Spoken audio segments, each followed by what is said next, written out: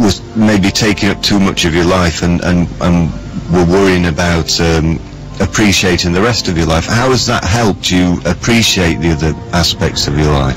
I had that experience where I realised that I was going to have to say goodbye to rugby at some point, which was essentially my entire identity at the time. And I realised that along with that I was going to have to say goodbye to living at some point as well. And I realised that the two were fairly well related. I sort of realised I had to start enjoying the moment, because I think what scared me was the fact that I'd look back on my rugby career to date and realised that I'd spent so much of it in fear beforehand and in sort of retrospective regret afterwards. I never really actually embraced what was happening at the time. I thought now's certainly the moment to start doing that, and I guess that's where I started to be a bit more grateful and make more of it. Something wonderfully moving and poetic about Jonny Wilkinson. Who'd have thought? And as I say, Jarvis, interviewing him there from his guest editing ship on not front row on the Today programme. So, you heard the whole thing, Rufus, is that right? I did, yeah. They went on to discuss Schrodinger's cat, which was fascinating. I'm not going to describe that again. And later in the show, one of the former frontmen of the KLF, his name I think is Bill Drummond, yes, did a 10-second sound piece with his Choir 17. Do you know about his Choir 17? Yes, he's put together 17 personnel, is that right? Well, the membership of the choir changes every time it performs, and on this occasion the membership of the choir was everybody listening to the Today programme. Wow. And the piece of music was 10 seconds of dead air on Radio 4, in which you had to think about a very significant sound from your past, followed by a very significant sound from your future. Wow. For 10 seconds, and that happened, and everybody across the world stopped what you're doing and think about a sound from your past, and everyone did that for 10 seconds, and then it stopped, and back to Gaza, or wherever it was. It was quite bizarre, but... What were your sounds of the past and the future? I think the sound of my past was some sort of lawnmower or something, I think. Right, okay. The sound of an early, buzzing kind of lawnmower in a country, in a meadow, probably. And my future sound, I can't remember what my future sound was, but it was very significant and resonant. I burst into tears, obviously. yeah, clearly not. Maybe it's too personal to share with the listeners. Well, okay. Well, if you feel that you have to keep secrets from the listeners, I'm a little bit disappointed, but there we are. No, but I think what was particularly interesting to me about the Wilkinson Cocker meeting of minds was that it was so unexpected. It's just not something that I would have expected to hear ever. I would never have expected to hear Jonny Wilkinson talking about, as you say, Schrodinger's cat, which, if you're not aware of it, is a sort of strange concept in sort of physics.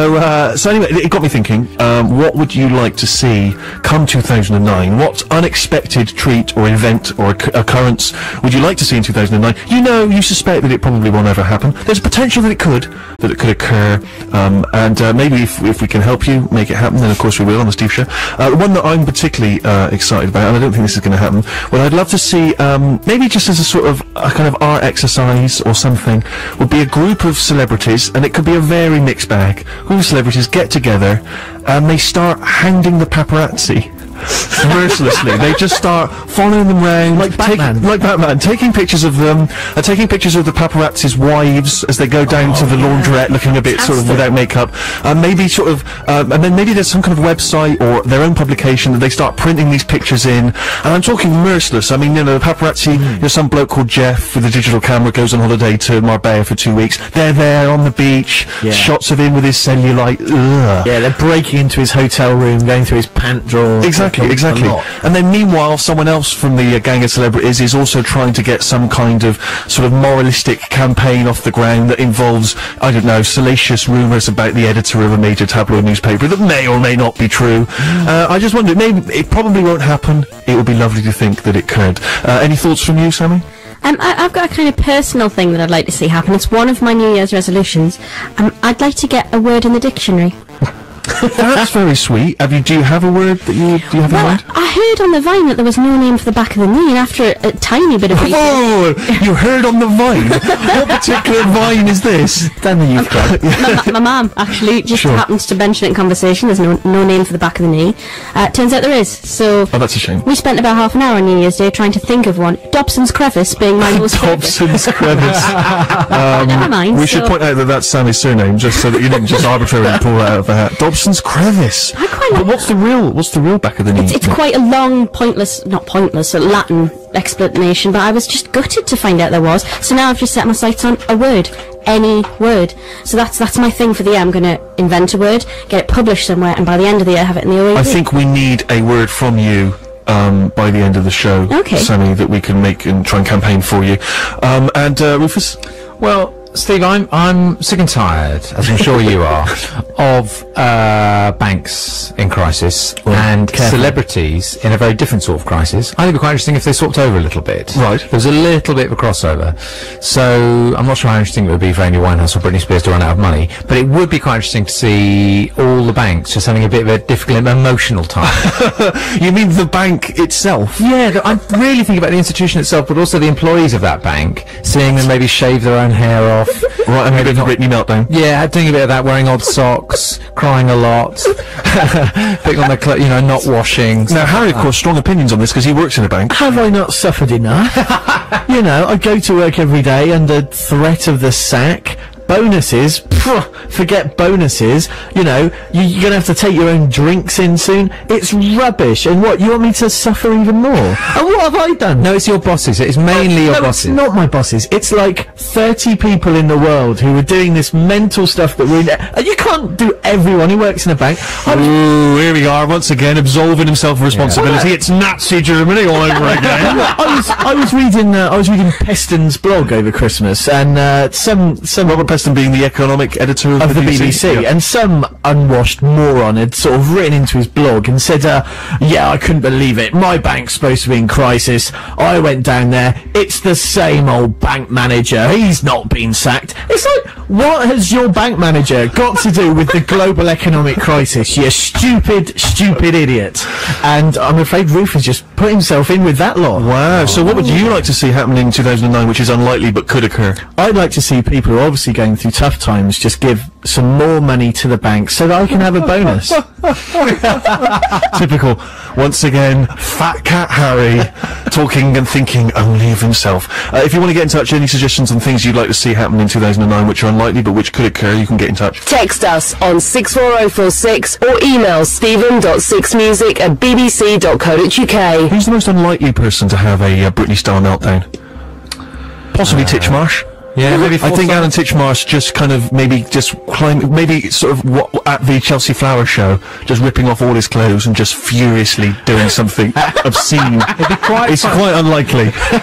It'd be quite funny to watch. I always think it's really, really good when celebrities get upset when we really want them to get upset. Like when Samuel L. Jackson was seen swearing on camera when he didn't get an Oscar. Do you remember all four of them on screen? And the Oscar goes to not Samuel Jackson, and he did a big, swear word.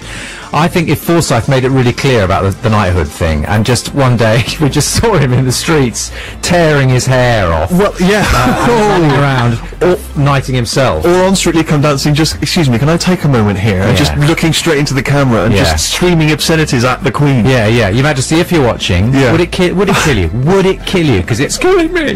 Because it's killing me. Our city's on fire. French band Phoenix from their album United, that's on fire. Steve Show 6 Music, and we are listening to music that is being hotly tipped from 2009. But let's leave aside for a moment the stuff that's being recommended by the experts, and let's turn to the gang here in the studio. I've asked my crew to come up with tunes which they're excited about, or bands that they look forward to hearing more from in 2009. And Sammy, we turn to you. Oh, let me turn you up, my sweet. Hello. I've got two choices, so I didn't know which to go for this week, but the one I'm not playing will be next week, so I'm going to go for Mumford & Sons this week. Heard a little bit of them mid last year. I think we may have played something by them, but they are being hotly tipped for next year, and they're really lovely. They've got a lovely folky sound. But as a heads up for next week, Bandit Zoo, get yourself on MySpace. So this is Mumford & Sons, Roll Away Your Stone. Steve Show, one of Sammy's tips for 2009. Sammy? That was Mumford & Sons and Roll Away Your Stone. They've got a quite a nice song that you can download for free if you give me your email address at the moment as well, so go for that. I'm presuming you have to go on their MySpace or their webpage. Some sort of newfangled thing like that. Use Google, people, it's not our responsibility. We're just talking about things we'd like to see for 2009, which could occur but probably won't, and I'm suspecting that the text and the email have been ablaze here.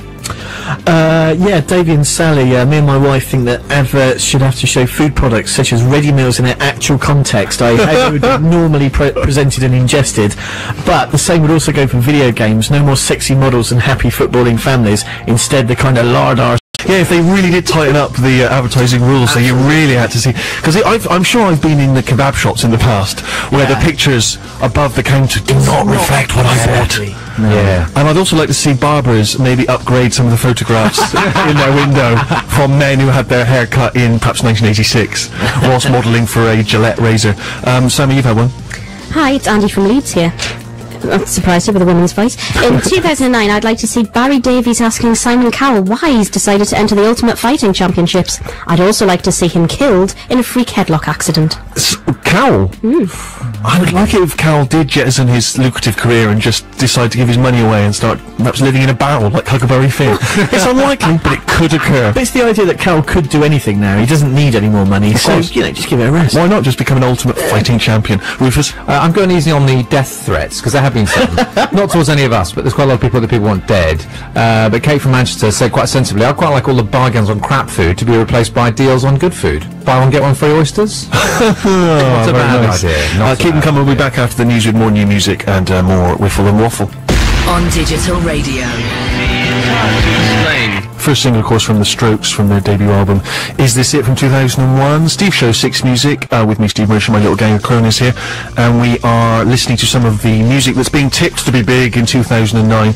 We'll get back to that in a second. We were also talking about things we would like to see in the new year, in the next 12 months, that could well occur, but that may not, just through circumstance or whatever. Sammy wants to get a word in the dictionary. Don't think we're not going to work on that campaign over the next 12 months, Sammy? I can only think of ridiculous words, though, so I'm going to have to think on something that could be placed into the minds of folk, get them to use it, and then get someone to publish it in a book, and then it becomes real. Give us an example. A word we use in our house for the belly area is bobo. And The bobo? The bobo. And I'd be quite pleased if that made it into the dictionary as a common term for the belly area. You'd have to get that popularised very quickly, though, the bobo. Well, There's your bobo. you're saying it now. I got a pain in the bobo. Yeah, I can see. Yeah. I mean, but the thing about it is, it could be. I mean, that could be anything. You could, you know, you could have a tinkle from your bobo. You know, ooh, my bobo's gone erect. You could, you know what I mean? You could, you know, euphemism. Something stuck in them. Yeah, exactly. So, yeah, I think that maybe it needs to be something which is more, you know what I mean? Because that, as I say, can really apply to anything. I'll think on. Please do. We've had a few emails and texts. We've had a text from Alex in Bristol. He says, I'd quite like to see the Israelis and Palestinians make peace after Tony Blair persuades leaders from both sides to take part in hit BBC show Hole in the Wall. Which they say really puts people's differences into perspective. I'm not holding my breath, he says. Now, is this the programme where you have to jump through a hole in the wall that's in different shapes and you have to strike that pose as The you go wall through is the hole? moving towards you. Right. Yeah, yeah. It's fantastic. So normally it would be, say, Phil Tufnell, Yeah, Tuffers. but now it could be someone from Hamas. Yeah, but I think someone... Come on, BBC! Public service broadcasting! If they had to help each other to do it, because sometimes you have to help someone else get into a Yeah. bit of a ridiculous pose. okay. That might Lovely. be Yeah, it. the team game, the captain's challenge, maybe. That would be fantastic, and particularly if they did it maybe one of the sort of contentious periods, maybe an Easter special. You know, just so I mean, who knows? We'll fly that up to the higher echelons of the BBC, and we'll see how it goes. We'll get back to you next week. Others, Harry?